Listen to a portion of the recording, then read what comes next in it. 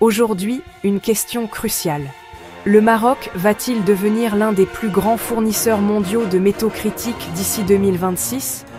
On ne parle plus seulement des phosphates, mais d'une nouvelle vague de ressources essentielles à la technologie et à l'énergie. Or, cobalt, titane, cuivre, manganèse. Les découvertes minières majeures s'enchaînent à travers le pays, attirant l'attention des grandes puissances mondiales. Des milliards d'investissements affluent et le Maroc se positionne comme un pivot géostratégique dans la course aux ressources. Ce potentiel minier peut-il transformer durablement l'économie marocaine et son rôle international ? Sommes-nous à l'aube d'un choc industriel marocain ? Regardons de plus près. Le Maroc est devenu un terrain de jeu pour les géologues et les compagnies d'exploration. Les découvertes de cobalt à Bouazer, d'or à Titchka et de cuivre dans l'Anti-Atlas confirment un potentiel géologique longtemps sous-estimé. Dans le sud, des indices de titane et de manganèse émergent, attirant des sociétés comme Altus Strategies. Cette accélération est le fruit d'une stratégie nationale, modernisation du code minier, investissement dans la cartographie et technologie de pointe pour l'exploration. Le projet de cuivre de Tizert, mené par Managem, s'annonce comme l'une des plus grandes mines du pays. Le manganèse, clé des batteries de nouvelle génération, suscite aussi un intérêt croissant. Le Maroc ne se contente plus d'extraire des ressources brutes. Il s'insère dans la chaîne de valeur des technologies vertes. Chaque découverte attire de nouveaux investissements, créant une dynamique de croissance rapide. Le pays passe du statut de promesse minière à celui d'acteur incontournable. L'ère des phosphates pourrait bientôt partager la vedette avec une nouvelle génération de métaux stratégiques. Le Maroc s'impose comme un futur leader des métaux critiques. La course est lancée. Focus sur 5 métaux qui pourraient tout changer pour le Maroc. Le cobalt, essentiel aux batteries lithium-ion, place le Maroc en alternative stable à la RDC grâce à Bouazer.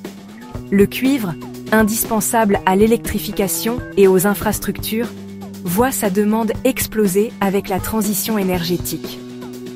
Le manganèse, composant clé des batteries de demain, attire l'attention des géants de l'automobile.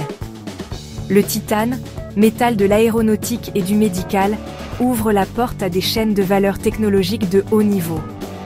L'or, au-delà de sa valeur refuge, est crucial pour l'électronique et pourrait renforcer la stabilité financière du pays. Ces métaux alignent le potentiel marocain avec les besoins mondiaux du XXIe siècle. La demande va exploser d'ici 2026, donnant au Maroc un pouvoir économique et géopolitique inédit. Le pays ne se contente pas d'extraire, il bâtit les fondations de l'industrie de demain. Chaque tonne extraite est une pièce de plus dans le puzzle de sa souveraineté industrielle. Le Maroc s'impose comme un fournisseur stratégique pour la transition énergétique et numérique. Ce positionnement unique ouvre des perspectives immenses. Le monde regarde désormais vers le Maroc pour ses ressources critiques. L'avenir industriel du pays se joue maintenant. Face à ce potentiel, les investisseurs étrangers affluent. Juniors minières canadiennes et australiennes, géants mondiaux comme Rio Tinto ou Glencore, tous surveillent de près les projets marocains. Les constructeurs automobiles européens cherchent à sécuriser leurs approvisionnements en investissant directement dans les mines. Le Maroc, proche de l'Europe et politiquement stable, attire aussi les fonds souverains et les banques de développement. L'Union européenne et les États-Unis voient le Maroc comme un partenaire clé pour diversifier leurs sources de métaux critiques. La Chine, premier consommateur mondial, n'est pas en reste.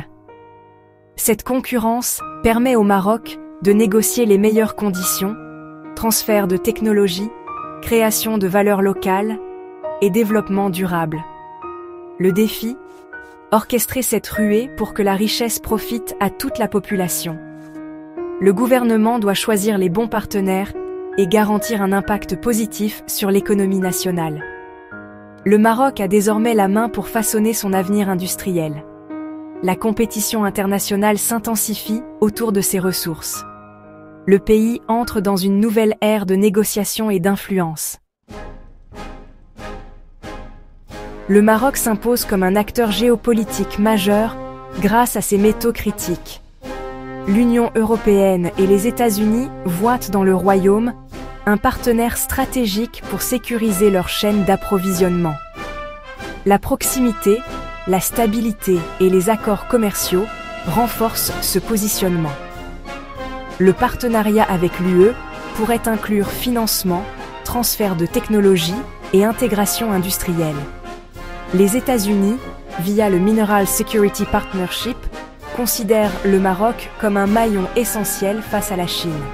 Cette nouvelle importance géostratégique renforce la position du Maroc sur des dossiers sensibles comme le Sahara occidental. Mais ce statut attire aussi des pressions et des rivalités régionales, notamment avec l'Algérie.